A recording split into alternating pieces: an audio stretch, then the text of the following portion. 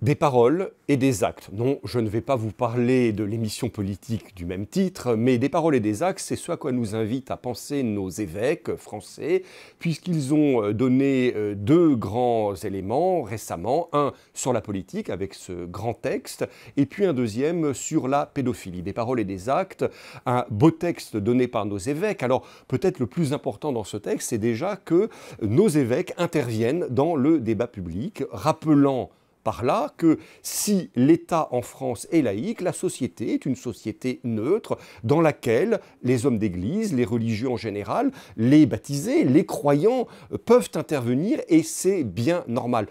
Non seulement ils peuvent intervenir, mais je dirais même que c'est un devoir pour nous, au nom même de notre foi, d'intervenir dans le débat public. On pensera ce que l'on veut du contenu même du document de nos évêques, que je vous invite à lire et à étudier, mais de toute façon, remercions nos évêques d'avoir pris cette parole publique à l'approche des échéances électorales importantes pour notre pays.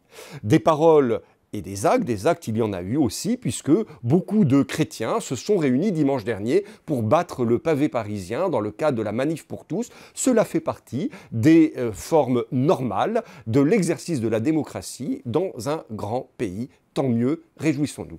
Des paroles et des actes sur la pédophilie, nos évêques nous invitent à prier pour les victimes. Changement de ton important, remercions là aussi les évêques, remettre les victimes au centre de notre attention. Eh bien, faisons-le avec eux, prions, des actes. Chers amis évêques, mes seigneurs, nous attendons aussi de votre part des actes de gouvernement sur ce dossier si délicat, si terrible de la pédophilie dans l'Église. Des paroles et des actes. La prière est à la fois parole et acte. N'hésitons pas, prions sur ces deux grands thèmes.